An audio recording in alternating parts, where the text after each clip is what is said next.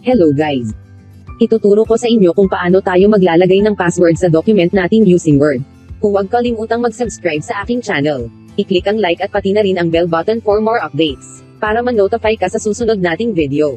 Umpisahan na natin. Buksan ang Word.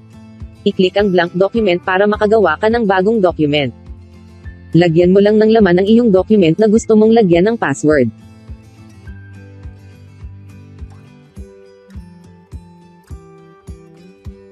Pagkatapos mo lagyan ng laman, pindutin lamang ang file na nasa taas sa kaliwang bahagi nito.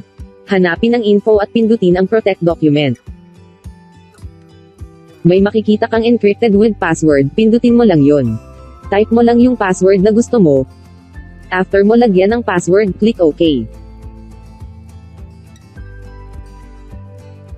Once na okay na, click save.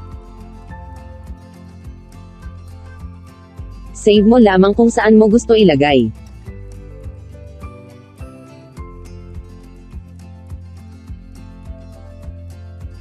After mo ma-save, close mo muna yan. Hanapin mo lang yung ginawa mo kanina, then open mo lang yon, para makita natin kung nag-work ba yung ginawa natin. Ayan, nakita natin na may lumabas na enter password sa ginawa nating file. Ibig sabihin nito, nag-work ang ginawa natin.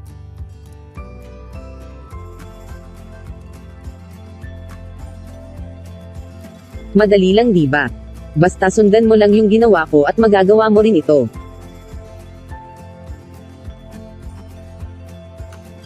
Dito na nagtatapos ang ating tutorial. Huwag kalimutang mag-like at mag-subscribe sa aking channel. Click bell button for more updates para ma-notify ka sa mga susunod kong videos. Thank you sa panonood. Bye now.